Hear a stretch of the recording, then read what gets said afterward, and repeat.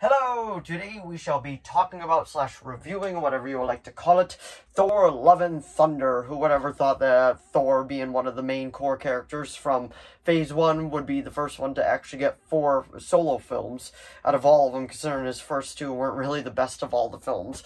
But Ragnarok was really fun, and the same director of Ragnarok, Taika Waititi, is gonna be, did direct Thor Love and Thunder as well. So we'll talk about it. Did I love it? Did I hate it? Did I think it was just okay? So anyway, without further ado, shall we begin? So, Thor Love and Thunder, directed by Taika Waititi. He was also in Green Lantern too. I like to throw that out there because not a lot of people actually know that. But he directed Thor Ragnarok, which I thought was a lot of fun. And this one is pretty much just Thor Ragnarok dialed up to the extreme. And I feel like you should know that going into it. If you don't, I feel like it's going to have a drastic just change on how you view this movie. But I'm going to give you my non-spoiler thoughts of it at first, and then we're going to get into spoilers about the things I liked, the things I thought was just okay, and a few things I thought they could have done a bit more with. But pretty much, we're going to give our short review of it. So that is Chris Hemsworth is back as Thor again. They got Natalie Portman back as Jane Foster, and you know from the trailer, so this isn't a spoiler, that she does get the powers of Thor, because, minor spoiler, not big at all, but pretty much they're doing the storyline where Jane Foster gets cancer, and pretty much the power of the hammer is what saves her in it, but it also kills her at the same time. And I won't get into full-on spoilers because it is hurting her as she decides to wield the hammer, but it's also helping her at the same time. And I really did enjoy that aspect of it. But pretty much like I said earlier, if you go into this expecting it to be just like Thor Ragnarok, it is, but dialed up like another 10 notches.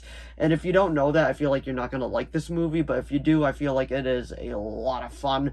It is over the top, it is like goofy at times, it has a few serious subject matter, but it's up to you how you want to take it, because right after doing that, like, it delivers a joke. And I say about a good 80 to 85% of the jokes land, and there's a few of them that kind of just go like, it was alright. Like, it didn't really make me laugh, but there was a few of them that really did get me going. And the standout of this movie is definitely 100% Christian Bale as Gore the God Butcher. He does a great job. He's creepy, he's menacing, his action scenes are really, really good. So just my overall thoughts of it before we get into the spoilers. I thought it was a lot of fun. I actually really enjoyed it, but I went in knowing it was going to be like Thor Ragnarok, just dialed up to the extreme, like I said. So I would personally give it a 7.5 out of 10. I don't think it was a perfect movie. It felt like it had a lot missing, and recently what's going on right now with like Marvel visual effects artists coming out, speaking out about them, it's no surprise that there are parts of this movie that did not look that good.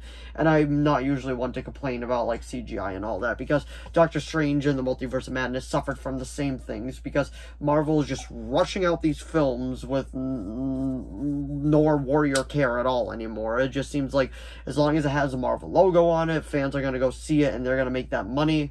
But now people are starting to notice, because pretty much every movie besides Spider-Man No Way Home in this phase has been kind of critiqued and not really like doing that well. I mean, it's still making the money, it just isn't doing as well. But anyway, that was my spoiler-free review of it, and now we'll actually get into the spoilers.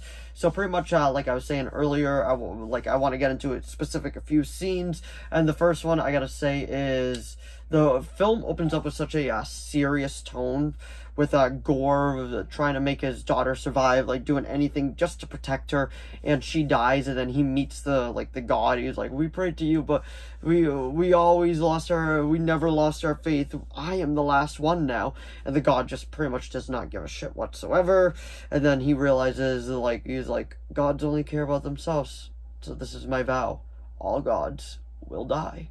And then he completely beheads the guy there, and gods bleed gold in this, which was actually quite an interesting take. I actually did enjoy that, and Russell Crowe as Zeus, and parts of it I liked. I mean, he had a tutu, kind of, and he went down the stairs, is like, it was interesting, like, how they decided to go about it. Like, I'm not saying it's bad, it's just interesting.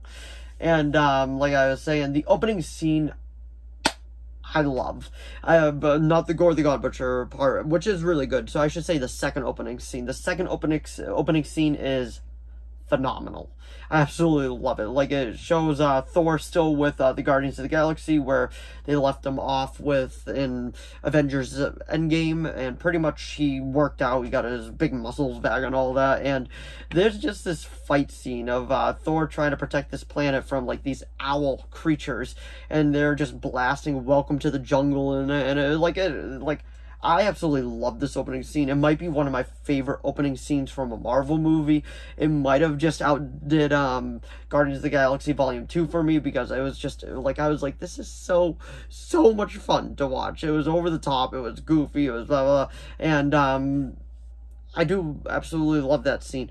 And they actually used a lot of Guns N' Roses songs in this. I was surprised they used November Rain during the final battle.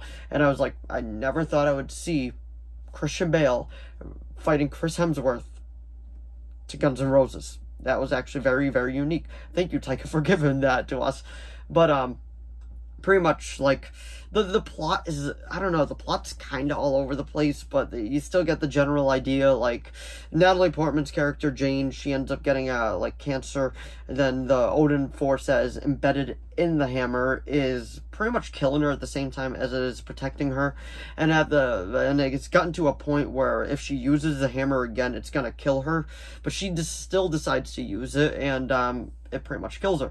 But she is also one of the ones that helped like defeat Gore, and it got to the point even at the end where like they even made you feel bad for Gore at that point, which I do kind of wish like Marvel delayed this movie so they could finish the visual effects, and Taika could put in the deleted scenes that didn't make it, because apparently there was a Jeff Goldblum deleted scene with him as the Grandmaster that didn't make it, because apparently there was also a lot more Gore the God Butcher scenes that didn't make it as well. So there's definitely a lot in this movie that didn't make it, which I kind of do wish that they'll end up doing completely, and we'll get a like director's cut or ultimate cut, whatever you like to call it, just to see like all the deleted scenes, because Marvel was too busy in a rush to release it.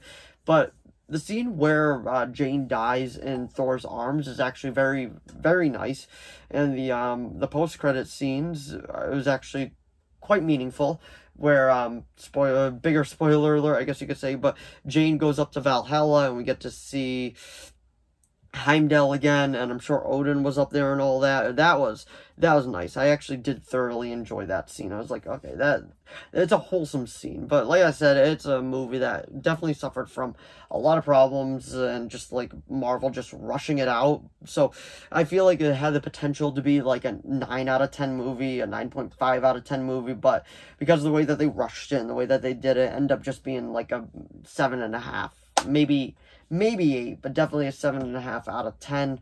I don't know which one I think is better yet, Doctor Strange in the Multiverse of Madness or Thor: Love and Thunder yet, but they're both solid, but I wouldn't say they're both great either. But anyway, that was my review of Thor: Love and Thunder. So if you enjoyed this video, please give it a like and a subscribe so I know to keep making more of these. If you have any video requests, please leave them down in the comments below. I'll do my best to reply. I got a request to do a Friday the 13th complete collection, which will actually be my next video coming up. That was a request video, so I will be making that right after this one, so it'll probably be up tomorrow or Thursday. But anyway, thanks for watching as always, and I'll see all of you in the next video. Bye!